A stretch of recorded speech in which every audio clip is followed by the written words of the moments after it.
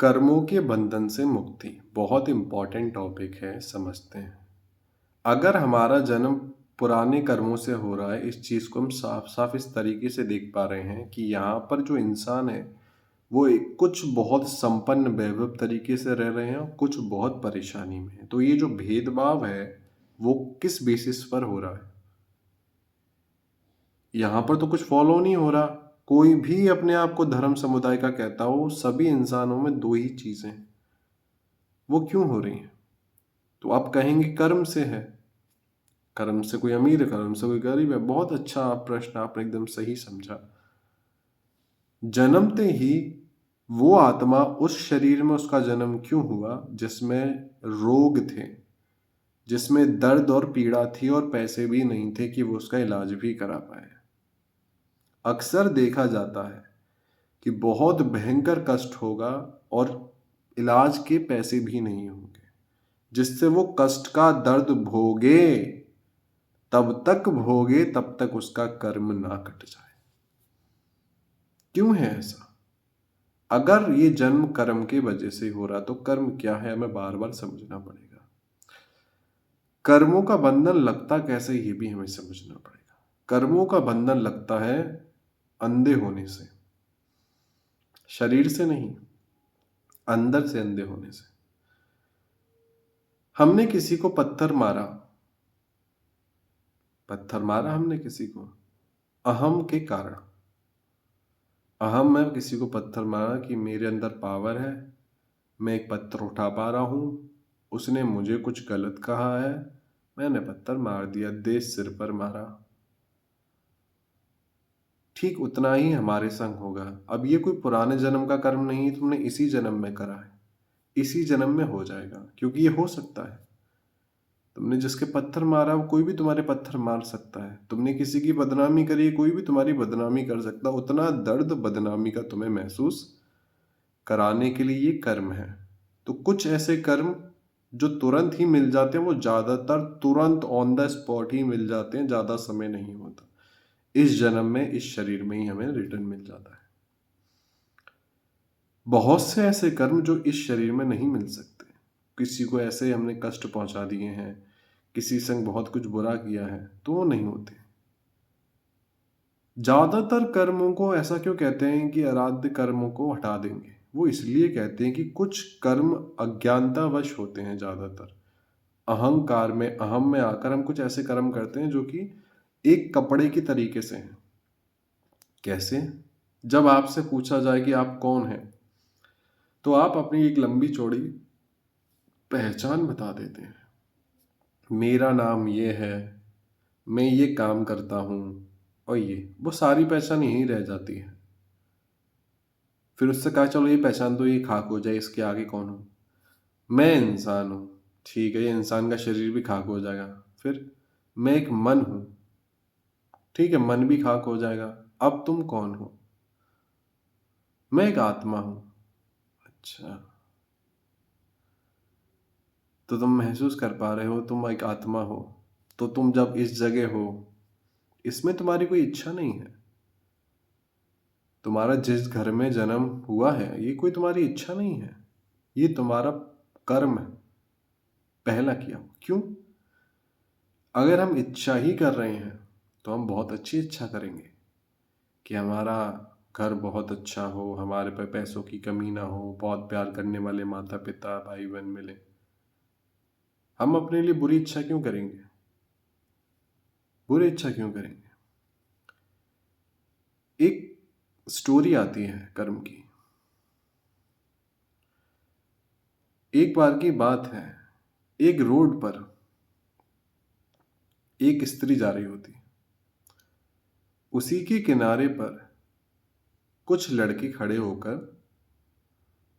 उसके बारे में कुछ गलत गलत बातें कर रहे होते। तो जब गलत गलत बातें कर रहे होते हैं उसके बारे में, वो बातें भी ऐसी नहीं होती हैं। कुछ बातें वो जैसी स्त्री पास आती है उसके कानों में पड़ती हैं। तो वो बहुत अभद्र बातें कर रहे होते हैं जिसमें शरीरों के अंगों का यूज है। तो वो कोई लड़का कहता है मैं इन आँखों का ऐसा यूज़ करूँगा, मैं इन कानों का ऐसा यूज़ करूँगा, इस हाथों का ऐसा यूज़ करूँगा, इस पैरों का ये यूज़ करूँगा। और बहुत अलग तरीके से वो अपना यूज़ करते हैं और लड़की के संग कुछ गलत करते हैं, वो चले जाते हैं।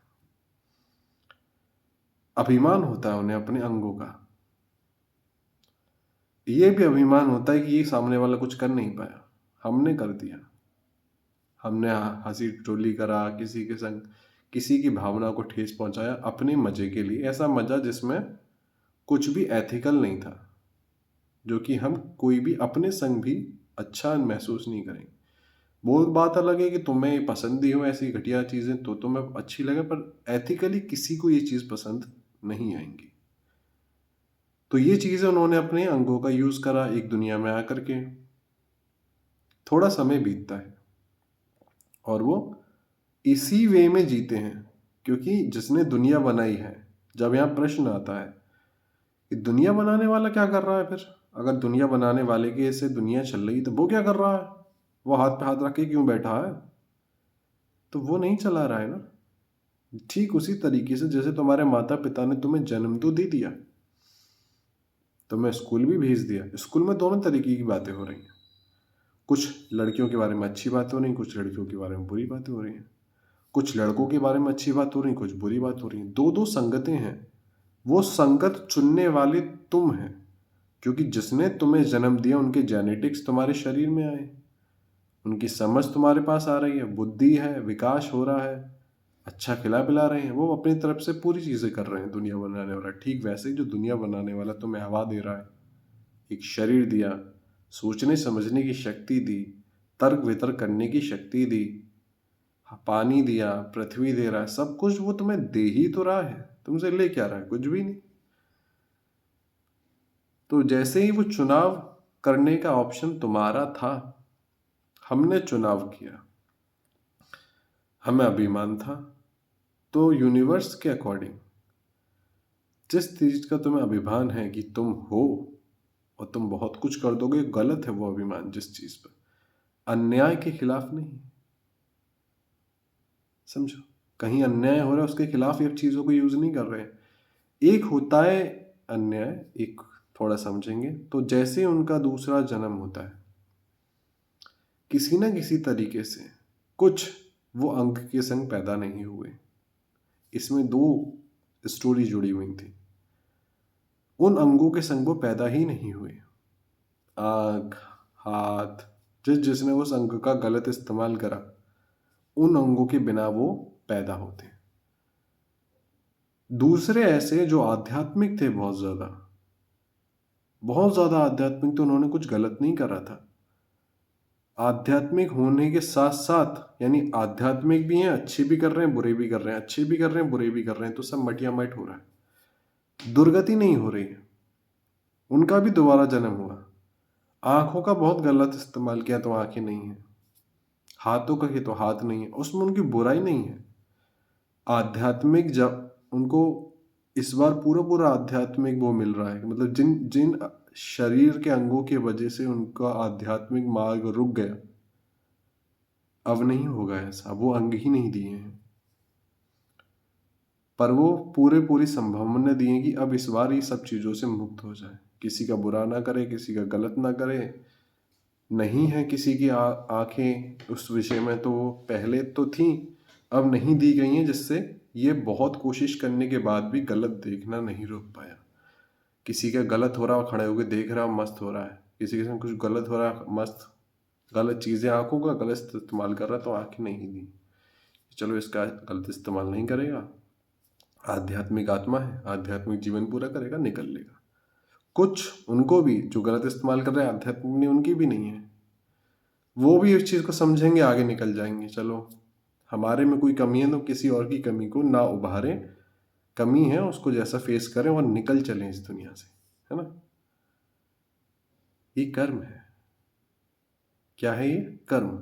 अब इस चीज़ का हमें बोध हो या हमें बोध ना भी हो, हमारे संग घटना तय है। जैसे आप हैं, मैं हूं इस शरीर में, अब मैं कितना भी आध्यात्मिक मार्ग पर हूं, जो मेरे कर्म है वो तो घटेंगे ही। चाहे मैंने किसी की बदनामी करी हो, किसी के लिए कुछ गलत किया हो, आज किया है, पिछले जन्म में किया है, वो तो होके ही रहेगा। पर कुछ आध्यात्मिक मार्ग पर होने की वजह से अपने आप को बहुत ज़्यादा महान समझते हैं और अपने पैरों पर कुल्हाड़ी मार लेते हैं, कहते हैं कि मैं महान हूँ और तुम बहुत गलत हो, मैंने किसी के संग कुछ गलत नहीं करा। ऐसा नहीं हो सकता है। हम एक तराजू में सबको नहीं तोल सकते हैं। कुछ सच में सही है, कुछ सच में सही नहीं है।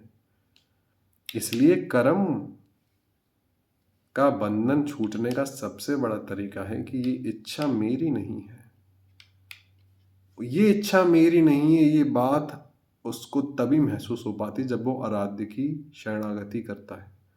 वो देख पाता है कि इस परिस्थिति में कुछ लड़ाई हो रही थी, मैं तो कहीं और जा रहा था, मैं यहाँ मौजूद हो गया और मैंने इसको बचा लिया। तो कहता अरे मैंने नहीं बचाया भाई, मैं तो यहाँ आया, ऊपर वाले की कृपा है, मेरे को कॉल करा, मेरे से बच गया। तो अच्छे कर्म को भी नहीं ले रहा, बुरे कर्म को भी नहीं ले रहा, और उसको शरणागति करने के बाद कहता है कि अब मैं सिर्फ अच्छा ही अच्छा। उसका इंटेंशन क्या है कि मैं सिर्फ सही करूंगा। अब उसका इंटेंशन बुरा करने का नहीं, मजे नहीं ले रहा वो गलत करके, उसका इंटेंशन ही वही है। तो उन कर्मों के लिए आराध्य ने कहा कि तुम मुझको समर्पित कर दो, तुम मेरे से प्रेम करो, और जैसे जैसे प्रेम बढ़ेगा उसकी प्रवृत्ति खत्म होती चली जाएगी बुरा करने की। आराध्य ने क्यों कहा ये इतनी बड़ी बात कि मैं तुम्हारे सभी कर्मों का नाश कर दूंगा, क्योंकि वो देख पा रहे हैं उस पुण्य आत्मा को कि इसके हृदय में मेरे लिए प्रेम है। तो जैसे जैसे प्रेम और गाढ़ा होता चला जाएगा, ये इसके अंदर दया बढ़ेगी, इसके अंदर प्रेम बढ़ेगा, ये औरों के गलत हो रहा होगा वहां लड़ेगा, अच्छा ही करेगा, बुरा नहीं करेगा। अच्छे बुरे दोनों का फल नहीं चाहते हैं तो मुक्त हो जाते हैं। अभी कोई किसी से कहे कि तुम अपने सारे पुण्य मुझे दे दो, कोई नहीं देगा। पर जो शरणागति होगा, जो भगवत प्राप्त होगा, उससे कभी आप पूछ के देखना संत जनों से कि आप मुझे अपने सारे कर्म दे दो, अपने सारे पुण्य दे दो, वो कहेगा मेरे है ही नहीं, मैं कैसे दे दूं, मेरा तो सब कुछ पहले से उसका हो गया। मतलब वो अपनी सारी चीज उसको पहले ही समर्पित कर चुका है, वो अब फ्री ही है सभी कर्मों के बंधन से। तो वो चिंतन नहीं करता कि मैंने उसके संग ये करा था, वो करा था। अंदर से माफी मांगता कि अब से नहीं करूंगा। अब गिरता भी है तो वो कम से कम वो देख पा रहा है कि हाँ मैं यहाँ गलत कर रहा हूँ, यहाँ मैं सही कर रहा हूँ, पहले से ज्यादा समझ यूज कर रहा है, अपनी बुद्धि का विकास कर रहा है। तो जैसे जैसे हमारी बुद्धि का विकास बढ़ेगा, हम उतना ही सही करते जाएंगे। ये नहीं कि उस पर छोड़ दिया कि तू करा ले, नहीं, वो तो करा ही रहा है, उसका दिया शरीर, उसकी दी समझ है। हम मैं कर रहे हैं और देख नहीं पा रहे, सब उसका दिया है। तो कर्मों का ये अहम छोड़ देना कि मैं हूं, मेरा, ये अहंकार से भक्ति नहीं आ सकती। जब तक अहंकार रहेगा तब तक आराध्य का दर्शन भी नहीं हो सकता। आराध्य आएंगे ही नहीं, सृष्टि के रचयिता तो एक ही है। उनकी ऊर्जा आपको महसूस भी नहीं हो सकती जब तक अहंकार है, क्योंकि आपको लगता है ना मैं बुला रहा हूं, कब से बुला रहा हूं, आ क्यों नहीं रहे हो। ऐसा नहीं आता, विनती करनी पड़ती है कि देखो हमें तो, विनती ऐसी होती है तो हमें तो नहीं पता, अब आपके सिवा हमारा कोई है भी नहीं। जब कोई और सच में नहीं रहता आपका उसके सिवा, तब वो आ जाता है एक पुकार पे। तब तक अंदर अंदर चोरी कर रहे हो ना कि हाँ ये भी है, इससे इसका जवाब नहीं आया तो इस दोस्त को फोन कर लूंगा, मुसीबत में इसको कर लूंगा। नहीं, मुसीबत बड़ी से बड़ी पड़ी तो सिर्फ उसका नाम आया, उसके नाम पर भी अगर मुसीबत नहीं हटी तो मतलब वो मुसीबत आपका जीवन परिवर्तन करने आई है, बहुत अच्छा आपके जीवन में बदलाव करके जाएगी, एक सकारात्मक बदलाव करके जाएगी। मतलब उसकी मर्जी से वो आई है कि, नहीं तो उसके नाम लेने से मुसीबत नहीं हटी, ऐसा नहीं हो सकता। इसलिए कर्मों का बंधन ऐसा है कि अब तक जो पास्ट में हुआ सो हुआ। अब जो मैं कर रहा हूं वो सबको दिल से यहां से माफ कर दो, सबसे अंदर से माफी मांग लो, और सब कुछ अपना समर्पित करके कि आज से ही सब कुछ। इसका मतलब ये नहीं घर परिवार छोड़ के कूद गए, ऐसा नहीं होता। समर्पित मतलब तेरा दिया घर, तेरे दिया पैसा, तेरा दिया बिजनेस, सब कुछ तेरा, तेरे दिए बच्चे, ये सब कुछ जो शरीर से जुड़ा सब तेरा, तेरा परिवार, सब कुछ तुझको दे दिया अंदर से। ऐसा नहीं कहीं साइन कर दिया, नहीं, अंदर से सब तेरा है, उसी का दिया हम यूज कर रहे हैं। ये हो गई शरणागति। अब अंदर से उसके हो गए, उसके होकर के जी रहे हैं। जब चाहे वो फोन करके बोला, बिल्कुल रेडी बैठे हैं, मुक्त हैं अंदर से, कोई चिंता नहीं है, कोई लोभ नहीं, कोई जलन नहीं, कोई बदले की भावना नहीं, एकदम मुक्त फ्री। उसके होके कर्म कर रहे हैं, उसके होके कर रहे हैं, हमें कोई फ़र्क ही नहीं पड़ रहा। ऐसे हम कर्मों से मुक्त हो जाते हैं, शरणागति करके।